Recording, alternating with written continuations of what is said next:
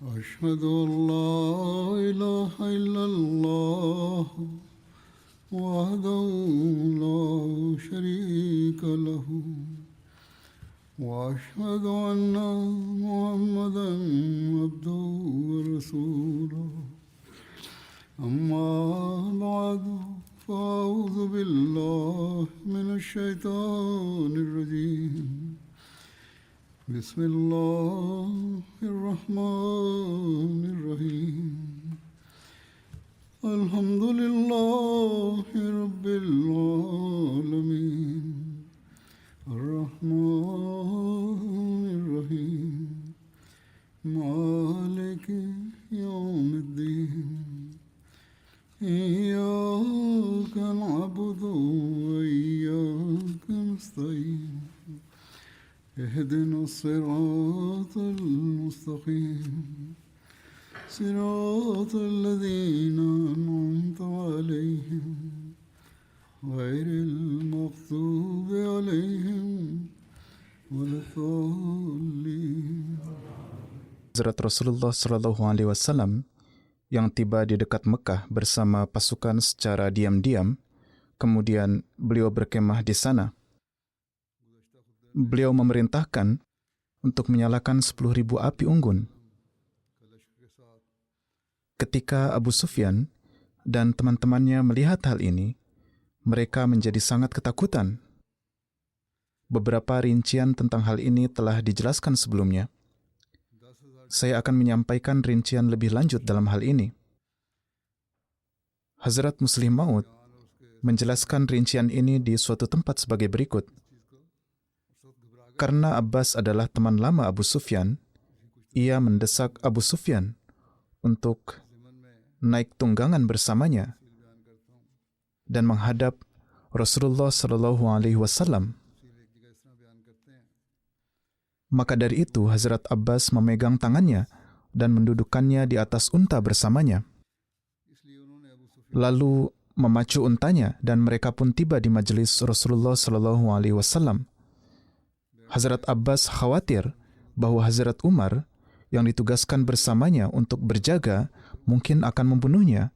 Akan tetapi Rasulullah Shallallahu Alaihi Wasallam sebelumnya telah bersabda, jika Abu Sufyan bertemu dengan salah satu dari kalian, jangan bunuh ia.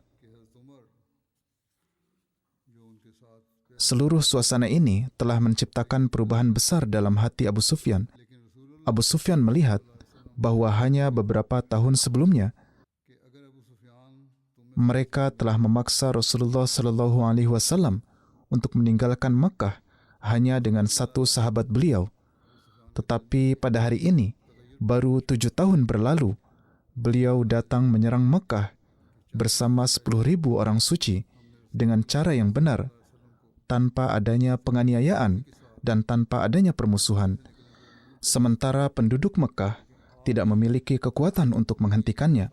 Karena itu, Abu Sufyan ketika sampai di majelis Rasulullah SAW, sebagian karena pemikiran ini dan sebagian karena rasa takut dan gentar, ia pun menjadi terheran-heran.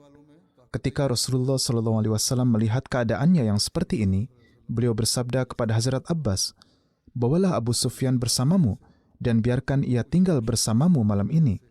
Bawa ia ke hadapanku besok pagi."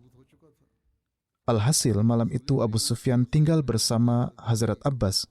Ketika ia dibawa kepada Rasulullah SAW pada pagi hari, saat itu waktu sholat subuh telah tiba. Orang-orang Mekah memang tidak tahu apa-apa tentang bangun sholat subuh. Abu Sufyan melihat kaum muslim datang dan pergi dengan membawa kendi air, dan ia melihat beberapa orang sedang berwudu, sementara yang lain sedang mengatur saf. Abu Sufyan mengira bahwa ini mungkin adalah suatu bentuk hukuman baru yang telah diputuskan untuknya. Maka dengan cemas, ia bertanya kepada Hazrat Abbas, apa yang sedang dilakukan oleh orang-orang ini di pagi-pagi buta? Hazrat Abbas menjawab, kamu tidak perlu takut, mereka bersiap untuk melaksanakan sholat. Setelah itu, Abu Sufyan melihat ribuan umat muslim berdiri di belakang Rasulullah SAW Dan ketika beliau ruku, mereka semua ruku. Dan ketika beliau sujud, mereka semua sujud. Hazrat Abbas karena sedang bertugas menjaga, ia tidak ikut dalam solat. Abu Sufyan bertanya kepadanya, apa yang sedang mereka lakukan sekarang? Aku melihat apapun yang Muhammad SAW lakukan, orang-orang ini juga melakukannya. Hazrat Abbas menjawab, apa yang sedang kamu pikirkan? Ini adalah solat yang sedang dilaksanakan. Seandainya Muhammad SAW memerintahkan mereka untuk berhenti makan dan minum, mereka juga akan berhenti makan dan minum. Abu Sufyan berkata, aku telah melihat istana Kisra Persia dan aku telah melihat istana Kaisar Romawi, tetapi aku tidak pernah melihat rakyat mereka begitu setia kepada rajanya, seperti halnya umat Muhammad SAW yang setia kepadanya. Kemudian Hazrat Abbas berkata, tidakkah kamu bisa meminta kepada Muhammad SAW hari ini agar beliau memperlakukan kaumnya dengan pengampunan? Setelah solat selesai, Hazrat Abbas membawa Abu Sufyan menghadap Muhammad Rasulullah SAW. Beliau SAW bersabda, Abu Sufyan, apakah belum tiba waktunya bagimu untuk memahami kenyataan hakiki bahwa tidak ada yang layak disembah selain Allah? Abu Sufyan berkata, ayah ibuku berkorban untukmu. Anda adalah insan yang sangat penyabar, sangat mulia dan sangat menjaga hubungan silaturahmi. Sekarang, aku telah memahami bahwa jika ada Tuhan selain Allah, tentu Dia akan menolong kami sedikit. Setelah itu, Rasulullah SAW bersabda, wahai Abu Sufyan, apakah belum tiba waktunya bagimu untuk memahami bahwa aku adalah Rasul Allah? Abu Sufyan berkata lagi, ayah ibuku berkorban untukmu. Mengenai hal ini masih ada beberapa keraguan dalam hatiku. Alhasil, meskipun Abu Sufyan masih ragu, kedua temannya yang ikut bersamanya dari Mekah untuk mencari kabar tentang pasukan Muslim, yang salah satunya adalah Hakim bin Hizam, ia telah masuk Islam. Setelah itu Abu Sufyan juga memeluk Islam. Akan tetapi hatinya tampaknya benar-benar terbuka sepenuhnya setelah Fatah Mekah. Setelah masuk Islam, Hakim bin Hizam berkata, wahai Rasulullah SAW, apakah Anda membawa pasukan ini untuk menghancurkan kaum Anda sendiri? Rasulullah SAW bersabda, mereka telah berbuat zalim, mereka telah berbuat dosa, dan kalian telah melanggar perjanjian yang dibuat di Hudaybiyah dan melakukan perang yang zalim terhadap Bani Khuza'ah. Kalian berperang di tempat suci yang Allah telah berikan keamanan padanya. Hakim berkata, wahai Rasulullah SAW, benar, kaum Anda memang telah melakukan hal ini, tetapi bukankah seharusnya Anda menyerang suku Hawazin daripada menyerang Mekah?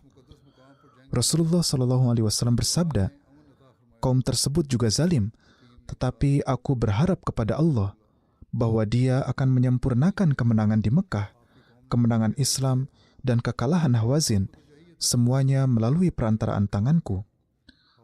Setelah itu Abu Sufyan bertanya, jika penduduk Mekah tidak mengangkat pedang, apakah mereka akan aman? Beliau bersabda, ya, setiap orang yang menutup pintu rumahnya akan diberi keamanan. Hazrat Abbas berkata, wahai Rasulullah SAW, Abu Sufyan adalah orang yang suka dengan kebanggaan. Maksudnya adalah bahwa martabatnya juga harus dihormati. Beliau SAW bersabda, baiklah, siapa saja yang masuk ke rumah Abu Sufyan juga akan diberi keamanan. Siapa saja yang masuk ke Masjid Ka'bah juga akan diberi keamanan. Siapa saja yang melepaskan senjatanya juga akan diberi keamanan. Siapa saja yang menutup pintunya dan tinggal di dalamnya juga akan diberi keamanan. Siapa saja yang masuk ke rumah Hakim bin Hizam juga akan diberi keamanan. Semua rincian ini telah beliau catat dalam buku pengantar mempelajari tafsir Al-Quran. Hazrat Masih Maud alaihissalam telah bersabda mengenai hal ini. Pada zaman Rasulullah SAW, Abu Sufyan adalah orang yang sangat lemah hati dan minim firasat. Ketika Rasulullah SAW meraih kemenangan di Mekah, beliau berkata kepadanya, "Apakah engkau masih belum mengerti? Apakah engkau belum menyadari bahwa ini bukanlah pekerjaan tangan manusia?" Dalam jawabannya, ia berkata, "Sekarang aku mengerti bahwa Tuhanmu adalah benar, dan jika ada sesuatu dalam berhala-berhala ini, mereka juga akan menolong kami saat ini." Kemudian ketika ia ditanya, "Apakah engkau beriman pada kenabianku?" Rasulullah SAW bertanya kepadanya, namun ia menunjukkan keraguan dan dalam pemahamannya, ia menerima tauhid tetapi tidak menerima kenabian. Beberapa orang memang memiliki sifat minim firasat, padahal bukti yang menunjukkan tauhid adalah juga bukti kenabian. Tetapi Abu Sufyan terus membedakan keduanya. Ia memisahkan tauhid dan kenabian. Beliau bersabda bahwa tidak semua manusia berada dalam tingkatan yang sama. Ada beberapa orang yang seperti Hazrat Siddiq Akbar radhiyallahu taala anhu yang berada di tingkatan tertinggi, ada beberapa di tingkatan menengah, dan ada beberapa di tingkatan yang terendah. Ibnu Aqwa menerangkan, ketika Abu Sufyan dan Hakim bin Hizam tengah pulang, Hazrat Abbas menghadap Rasulullah SAW dan berkata, "Wahai Rasulullah, saya khawatir tentang keislaman Abu Sufyan." Hazrat Abbas berkata, "Panggil ia kembali agar ia memahami Islam dan melihat pasukan Allah bersama Rasulullah SAW." Ibnu Abi Syaibah meriwayatkan, ketika Abu Sufyan hendak kembali, Hazrat Abu Bakar menghadap Rasulullah SAW dan berkata, "Wahai Rasulullah, jika Anda memerintahkan tentang Abu Sufyan, ia bisa ditahan di jalan."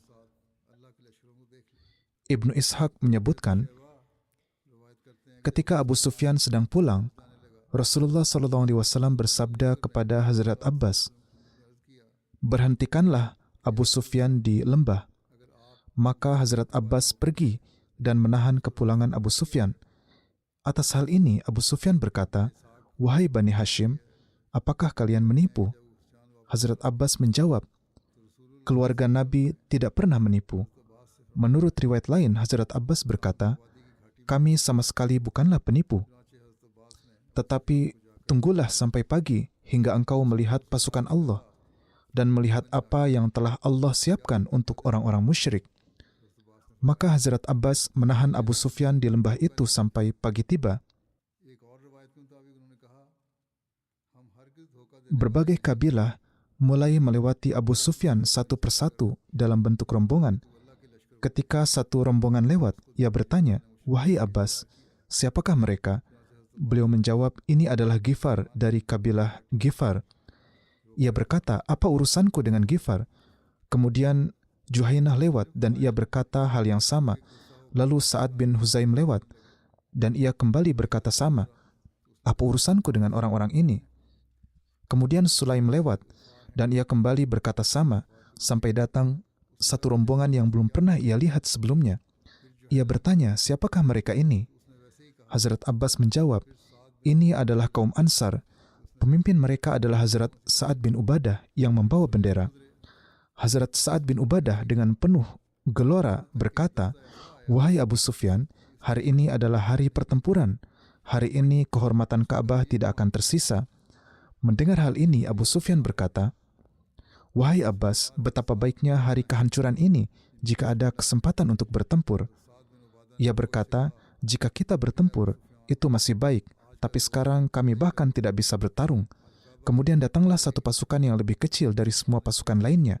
Di dalamnya ada Rasulullah SAW beserta para sahabat beliau, dan bendera Nabi SAW dipegang oleh Hazrat Zubair bin Awam.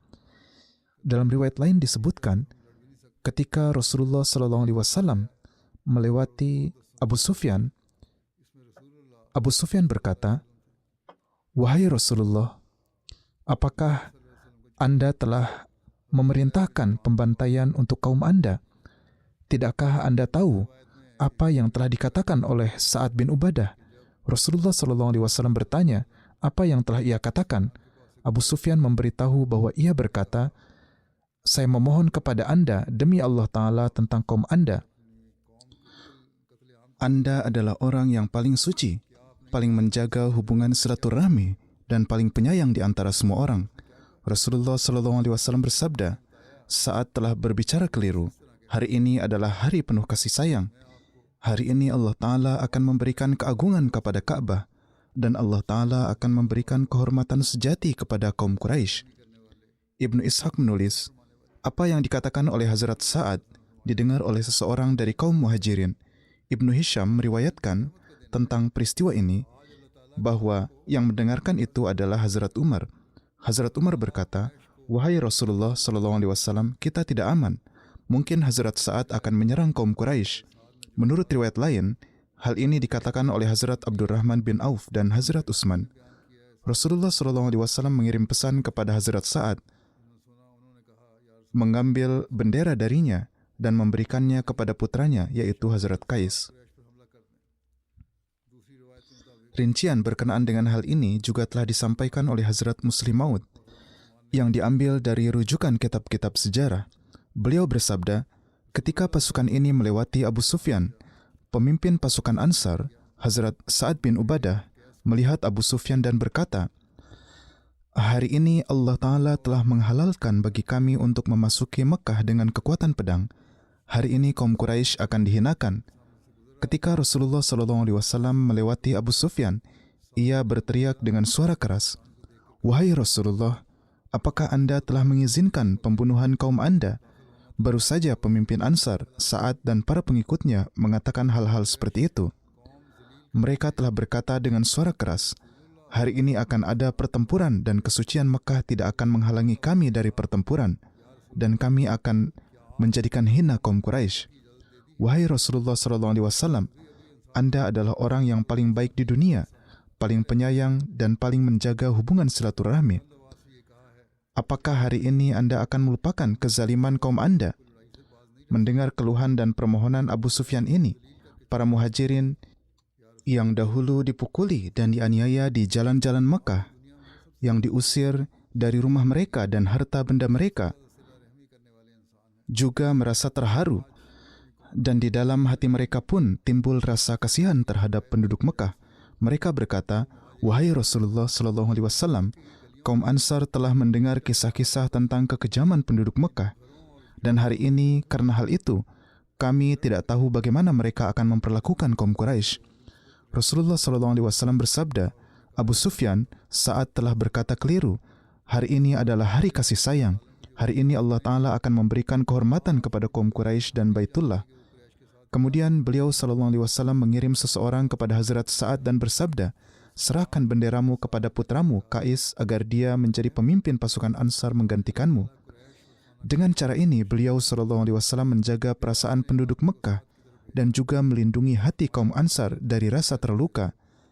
Dan Rasulullah SAW memiliki kepercayaan penuh kepada Qais, karena Qais adalah seorang pemuda yang sangat mulia tabiatnya. Begitu mulianya, sehingga dalam sejarah tertulis bahwa menjelang kewafatannya, ketika beberapa orang datang menjenguknya dan beberapa tidak datang, ia bertanya kepada teman-temannya, apa alasan ada banyak orang yang mengenal aku, tapi tidak datang untuk menjengukku? Teman-temannya menjawab, Anda adalah sosok yang sangat dermawan. Anda memberikan pinjaman kepada setiap orang saat mereka dalam kesulitan. Banyak penduduk kota yang berutang kepada Anda, dan mereka tidak datang menjenguk Anda karena khawatir Anda mungkin membutuhkan uang dan meminta mereka untuk mengembalikan uang tersebut. Ia berkata, ternyata teman-temanku telah merasakan tidak nyaman yang tanpa alasan. Umumkan dari diriku ke seluruh kota bahwa setiap orang yang berutang kepada Qais, hutangnya telah dimaafkan. Atas kejadian ini, begitu banyak orang yang datang untuk menjenguknya, sehingga tangga rumahnya pun sampai patah. Ibnu Abi Syaibah meriwayatkan bahwa Hazrat Abbas berkata, wahai Rasulullah SAW, jika Anda mengizinkan saya akan pergi kepada penduduk Mekah dan mengundang mereka, dan Anda memberikan keamanan kepada mereka. Maka Hazrat Abbas berangkat dengan menunggang keledai putih milik Rasulullah SAW yang bernama Syahbah, lalu memasuki Mekah dan berkata, wahai penduduk Mekah, terimalah Islam dan kalian akan selamat. Telah datang kepada kalian pasukan yang sangat besar, yang tidak mungkin kalian melawannya.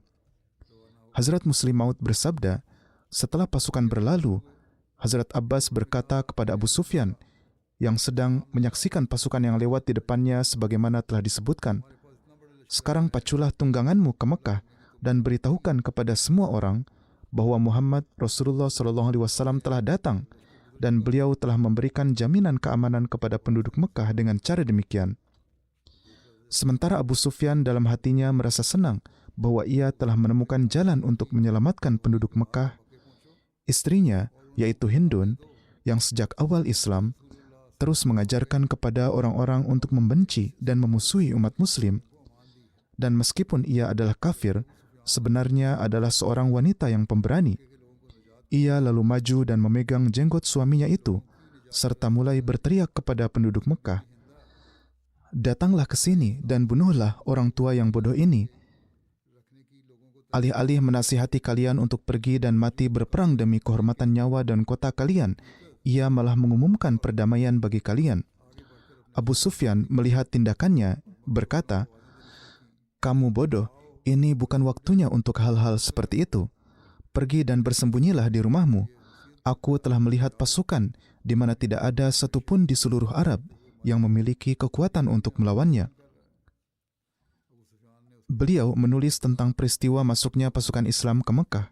Dalam Bukhari diriwayatkan dari Hazrat Urwah, beliau SAW memerintahkan Hazrat Zubair untuk memasuki Mekah dari bagian atas, yakni Qada. Ia harus menancapkan benderanya di Hajun dan tidak meninggalkan tempat itu sampai kedatangan Rasulullah.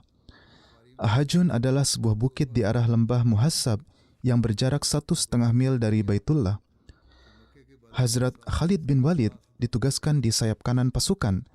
Dalam pasukannya termasuk kabilah Aslam, Sulaim, Gifar, Muzainah, dan Juhainah. Rasulullah SAW memerintahkan mereka untuk memasuki Mekkah Mukarramah dari daerah rendah, yakni Laid. Rasulullah memerintahkannya untuk menancapkan bendera di dekat rumah-rumah terdekat. Rasulullah SAW menugaskan Hazrat Abu Ubaidah bin Jarrah untuk memimpin pasukan infanteri. Rasulullah SAW telah memerintahkan para pemimpin pasukan untuk menahan diri dari pertempuran. Mereka tidak boleh berperang. Mereka hanya boleh menghadapi orang-orang yang terlebih dahulu menyerang mereka. Ibnu Ishaq menulis bahwa Safwan, Ikrimah, dan Suhail mengajak orang-orang Mekah untuk berperang melawan Rasulullah SAW. Mereka mengumpulkan orang-orang di Khandamah, yang merupakan bukit terkenal di Mekah di jalan menuju Mina. Orang-orang Quraisy, Banu Bakar, dan Huzail berkumpul di sana. Mereka telah mengenakan senjata. Mereka bersumpah demi Tuhan bahwa Muhammad SAW tidak akan pernah bisa memasuki Mekah dengan kekuatan. Seorang pria dari Banu Dail, yaitu Banu Bakar, yang bernama Jimas bin Qais, ketika mendengar tentang kedatangan Rasulullah SAW, ia mulai memperbaiki senjatanya. Istrinya bertanya kepadanya untuk apa persiapan ini. Ia menjawab, untuk Muhammad SAW dan para sahabatnya. Wanita itu berkata, "Demi Allah, tidak ada yang bisa bertahan di hadapan Muhammad dan para sahabatnya hari ini." Ia adalah wanita yang bijaksana. Jimas bin Qais dengan sangat sombong dan dengan nada mengejek berkata, "Aku berharap bisa mempersembahkan salah satu dari mereka agar jadi budakmu." Maksudnya ia akan membawa seorang muslim sebagai hamba sahaya. "Kamu membutuhkan seorang budak, jadi aku akan membawakan budak untukmu." Wanita itu berkata, "Celakalah kamu, jangan lakukan itu. Jangan berperang melawan Muhammad SAW. Demi Allah, pendapatmu adalah keliru. Andai saja kamu telah melihat Muhammad SAW dan para sahabatnya." Jimas berkata, "Kamu akan segera melihatnya." Kemudian ia pergi ke Khandamah bersama Safwan, Ikrimah, dan Suhail. Ketika Hazrat Khalid bin Walid masuk dari sana, sebagaimana Rasulullah SAW telah memerintahkan mereka, mereka melihat sekelompok orang yang mencegah mereka masuk, mengacungkan senjata kepada mereka dan memanah mereka. Mereka, yakni kaum kafir, berkata, "Kalian tidak bisa masuk ke sini dengan kekuatan." Hazrat Khalid memanggil para sahabatnya dan terjadilah pertempuran dengan kaum musyrikin. 20 orang dari Banu Bakar dan 3 atau 4 dari kaum musyrikin terbunuh. Mereka mengalami kekalahan telak. dan tercerai-berai ke segala arah. Satu kelompok naik ke pegunungan. Jimas bin Qais yang sebelumnya dengan sombong menjawab ke istrinya, ia lari dari sana dan sampai ke rumahnya, berkata kepada istrinya, "Tutuplah pintunya." Istrinya bertanya kepada suaminya, "Kemana perginya semua ucapanmu itu? Bukankah kamu baru saja mengatakan bahwa kamu akan membawa budak?" Maka ia menjawab dengan nada meminta maaf dan membacakan beberapa syair yang maknanya adalah, "Jika kamu melihat sendiri perang di Handamah, ketika Safwan juga melarikan diri dan Ikrimah juga, mereka semua disambut dengan pedang. Pedang-pedang itu menebas setiap pergelangan tangan dan setiap kepala, dan tidak ada yang terdengar selain kegaduhan. Di belakang kami terdengar teriakan mereka dan kemarahan yang mendidih dari dada mereka. Oleh karena itu, janganlah keluarkan sedikit pun kata-kata celaan dari mulutmu." Dalam Bukhari disebutkan bahwa ada dua orang dari pasukan berkuda Hazrat Khalid yang mati syahid, yakni Hazrat Jubaish bin Ashar dan Hazrat Kurs bin Jabir Fahri.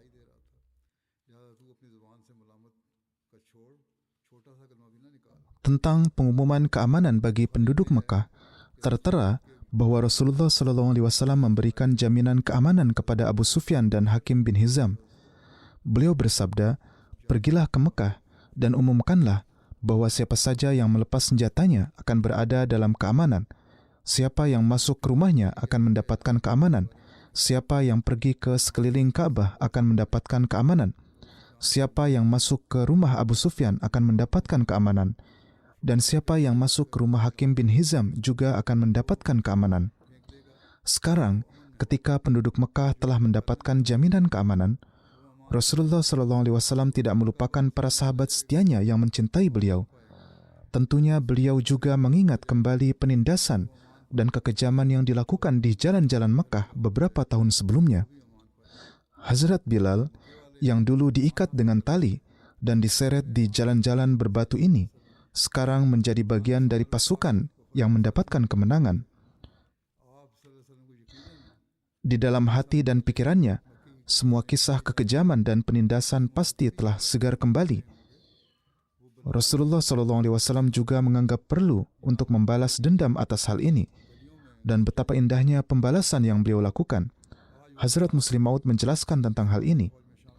Setelah itu, tentang Abu Ruwaihah yang telah dijadikan oleh Rasulullah saudara bagi Hazrat Bilal, yakni budak Habsyi itu, beliau SAW bersabda, "Saat ini kami memberikan bendera kami kepada Abu Ruwaihah.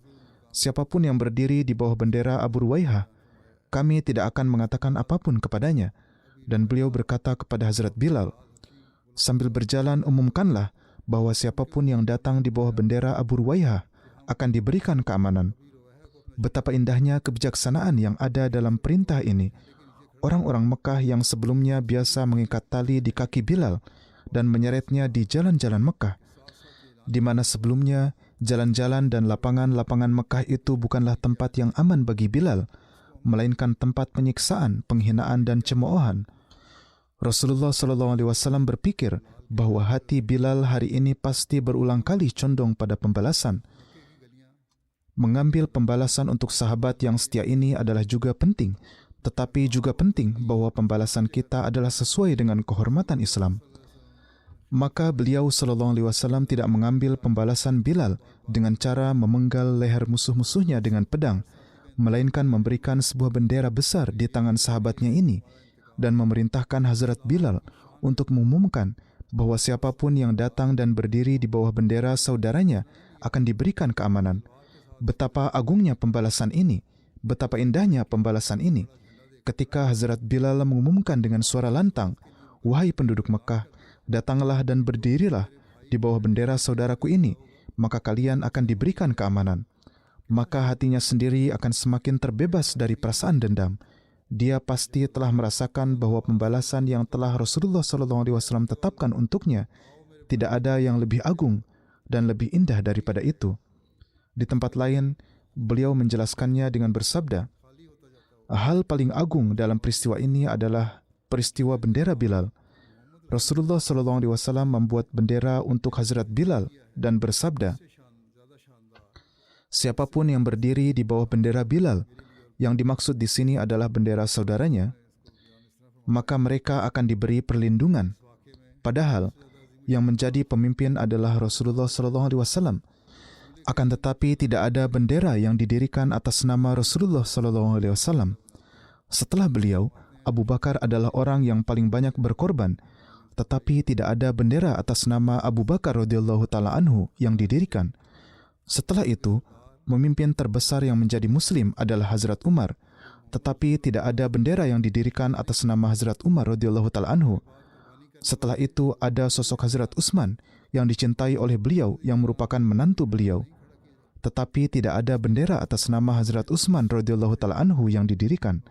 Setelah mereka adalah Hazrat Ali yang juga saudara beliau dan juga menantu beliau. Tetapi tidak ada bendera yang didirikan atas nama Hazrat Ali radhiyallahu taala anhu. Kemudian Hazrat Abdurrahman bin Auf yang adalah sosok yang tentangnya Rasulullah SAW bersabda bahwa selama beliau hidup, tidak akan ada perselisihan di kalangan umat muslim. Akan tetapi tidak ada bendera yang ditegakkan atas nama Hazrat Abdurrahman. Kemudian Hazrat Abbas, yang adalah paman beliau dan terkadang ia bersikap tidak sopan, tetapi beliau tidak marah. Namun Rasulullah SAW juga tidak memberikan bendera untuknya.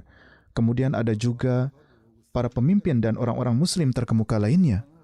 Khalid bin Walid, yang merupakan sosok pemimpin, dan ia adalah seorang yang terkenal. Kemudian Hazrat Amr bin As, yang adalah putra seorang pemimpin. Begitu pula putra-putra pemimpin besar lainnya, tetapi tidak ada bendera yang dibuat untuk salah satu dari mereka. Jika bendera diberikan, maka itu diberikan untuk Bilal. Mengapa? Apa alasannya? Alasannya adalah bahwa ketika Ka'bah hendak diserang, Hazrat Abu Bakar melihat bahwa mereka yang akan dibunuh adalah saudara-saudaranya, dan beliau sendiri telah berkata, "Wahai Rasulullah, apakah Anda akan membunuh saudara-saudara Anda?" Beliau telah melupakan kezaliman-kezaliman mereka dan menyadari bahwa mereka adalah saudara-saudara beliau. Hazrat Umar juga berkata, "Wahai Rasulullah, bunuhlah orang-orang kafir ini." Tetapi ketika Rasulullah SAW hendak memaafkan mereka, beliau mungkin berkata dalam hatinya, "Syukurlah saudara-saudara kami telah dimaafkan." Hazrat Utsman dan Hazrat Ali juga mungkin berkata, "Saudara-saudara kami telah dimaafkan. Mereka telah berlaku keras terhadap kami, tapi itu tidak apa-apa." Rasulullah SAW sendiri pun ketika memaafkan mereka mungkin berpikir, di antara mereka ada pamanku, saudaraku, menantu kesayanganku, dan kerabatku. Jika aku memaafkan mereka, itu adalah hal yang baik. Kerabat-kerabatku pun akan selamat. Hanya ada satu orang yang tidak memiliki hubungan kerabat di Mekah, yang tidak memiliki kekuatan di Mekah, yang tidak memiliki teman di Mekah, dan dalam keadaan ketidakberdayaannya, ia mengalami kezaliman yang tidak dialami oleh Hazrat Abu Bakar, Ali, Utsman, Umar, bahkan Hazrat Rasulullah SAW sendiri. Hazrat Bilal dibaringkan tanpa busana di atas pasir yang panas dan membara. Anda lihatlah, orang-orang di sini bisa saja berjalan tanpa alas kaki pada bulan Mei dan Juni. Di sini cuacanya tidak terlalu panas, tetapi di negara-negara yang panas, tidaklah mungkin bisa berjalan tanpa alas kaki pada bulan Mei dan Juni. Di sana pun, karena panasnya, manusia tidak bisa berjalan tanpa alas kaki. Beliau, yakni Hazrat Bilal, diambil pakaiannya dan dibaringkan di atas pasir yang panas. Kemudian para pemuda memakai sepatu berpaku dan menari-nari di atas dadanya sambil berkata, "Katakanlah bahwa Muhammad SAW na'udzubillah adalah pendusta." Dan Bilal dengan lidah Habsyinya ketika mereka memukulnya, ia menjawab, "Asyhadu an la ilaha illallah, asyhadu an la ilaha illallah." Orang itu terus menjawab, "Betapapun banyaknya kezaliman yang kalian lakukan terhadapku, ketika aku telah melihat bahwa Allah itu Esa, bagaimana mungkin aku mengatakan dia ada dua? Dan ketika aku tahu bahwa Muhammad SAW adalah Rasul Allah yang benar, bagaimana mungkin aku mengatakan beliau SAW adalah pendusta?"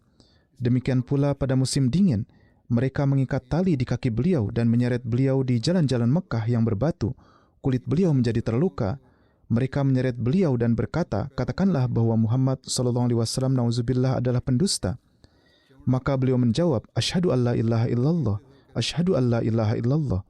Sekarang, ketika pasukan Islam dengan jumlah 10.000 orang datang untuk memasuki Mekah, mungkin terlintas dalam pikiran Bilal bahwa hari ini beliau akan membalas sepatu-sepatu itu.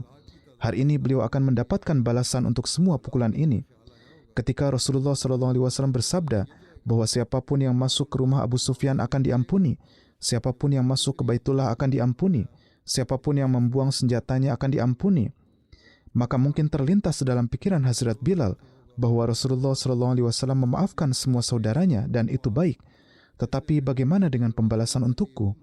Rasulullah SAW melihat bahwa hari ini hanya ada satu orang yang mungkin merasa sakit hati dengan pengampunan yang beliau SAW berikan, dan itu adalah Hazrat Bilal. Hal ini karena orang-orang yang beliau SAW ampuni bukanlah saudara-saudara Hazrat Bilal, melainkan orang-orang yang telah menyakitinya, dan penderitaan seperti itu tidak dialami oleh orang lain. Beliau SAW bersabda, "Aku akan membalaskan dendam untuknya dan akan melakukannya dengan cara yang tetap menjaga kehormatan kenabian serta membuat hati Bilal bahagia." Rasulullah memerintahkan, "Kibarkan bendera Bilal dan katakan kepada para pemimpin Mekah yang dulu menari-nari di atas dadanya dengan sepatu mereka, yang menyeretnya dengan tali di kakinya, yang membaringkannya di atas pasir yang panas, bahwa jika mereka ingin menyelamatkan nyawa mereka dan keluarga mereka, mereka harus datang dan berlindung di bawah bendera Hazrat Bilal." Saya meyakini bahwa sejak dunia ini diciptakan, sejak manusia memperoleh kekuasaan, dan sejak seseorang siap membalas dendam darah kepada orang lain karena memperoleh kekuasaan untuk melakukannya, tidak ada manusia yang pernah mengambil pembalasan yang begitu agung seperti ini. Ketika bendera Bilal ditancapkan di lapangan di depan Ka'bah, dan para pemimpin Arab yang dulu menginjak-injaknya dengan kaki mereka dan berkata, "Apakah kau masih belum mau mengatakan bahwa Muhammad SAW adalah pendusta?" Kini mereka berlari-lari sambil memegang tangan istri dan anak-anak mereka dan membawa mereka ke bawah bendera Hazrat Bilal agar nyawa mereka selamat. Betapa hati dan jiwa Bilal saat itu pasti berkorban sepenuhnya untuk Muhammad SAW.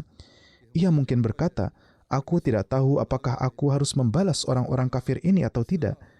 Sekarang pembalasan itu telah diambil karena setiap orang yang dulu menginjak-injak dadaku dengan sepatunya, kepalanya sekarang ditundukkan di bawah sepatuku. Ini adalah pembalasan yang bahkan lebih agung daripada pembalasan Hazrat Yusuf alaihissalam, karena Nabi Yusuf alaihissalam memaafkan saudara-saudara beliau demi ayah beliau.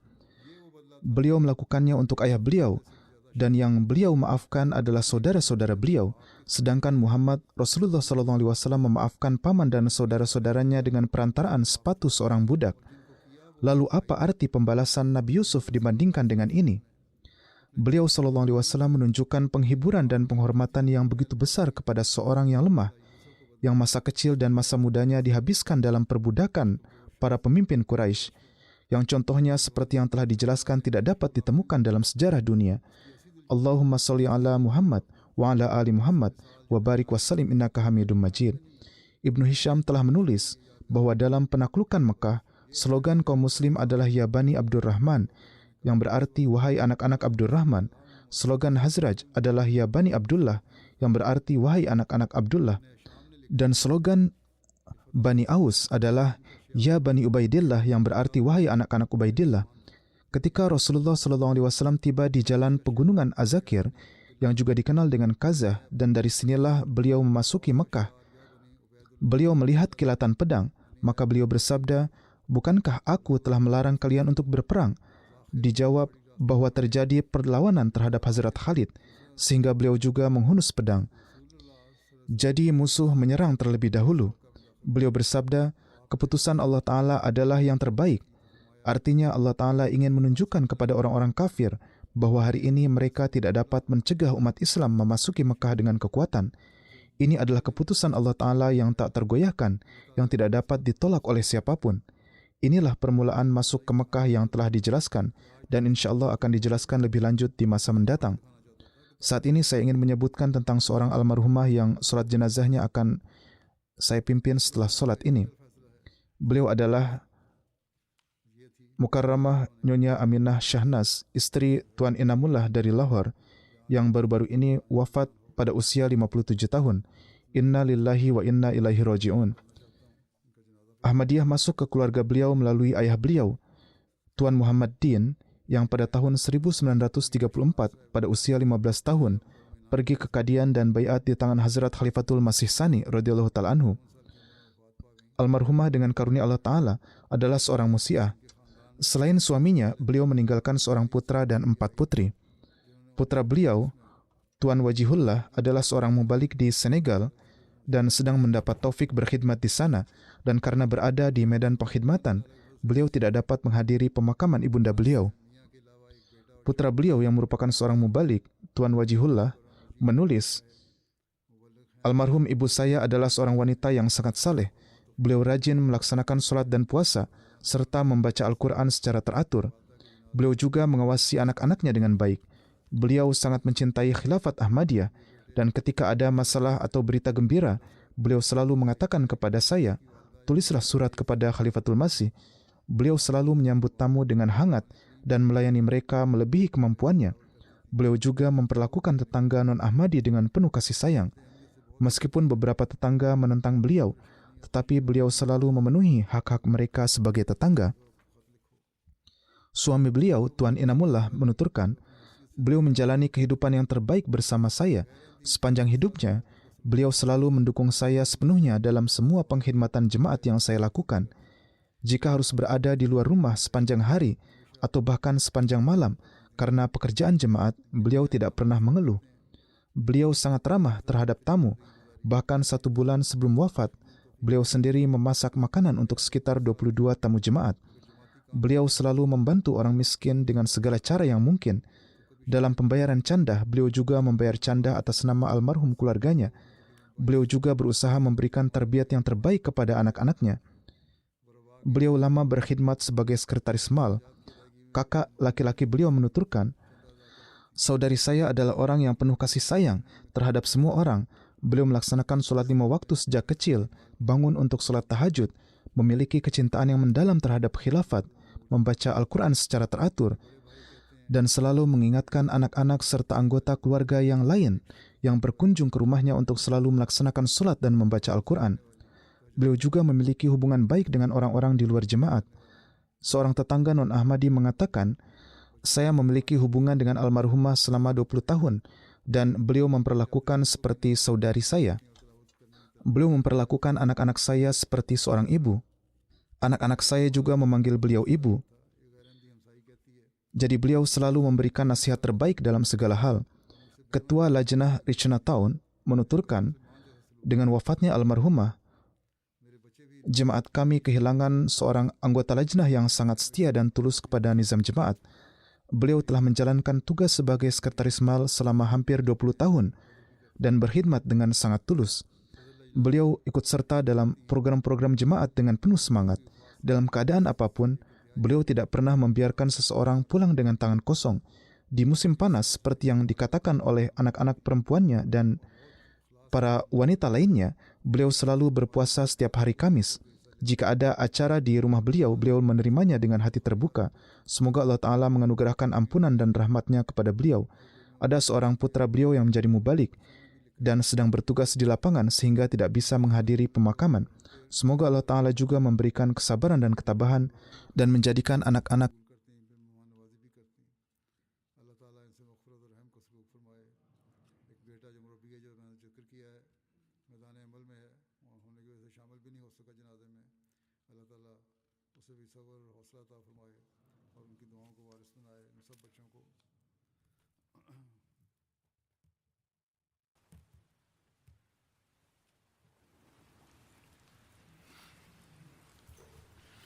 Alhamdulillah, alhamdulillah, nahmaduhu wa nasta'inuhu wa nastaghfiruh, wa nu'minu bihi wa natawakkalu alayh, wa na'udzu billahi min shururi anfusina wa min sayyiati a'malina. Man yahdihillahu fala mudilla lahu ومن يضلله فلا هادي له ونشهد أن لا إله إلا الله ونشهد أن محمدا عبده ورسوله عباد الله رحمكم الله إن الله يأمر بالعدل والإحسان وإيتاء ذي القربى وينهى عن الفحشاء والمنكر والبغي يعظكم لعلكم تذكرون اذكروا الله يذكركم وادعوه يستجب لكم ولذكر الله أكبر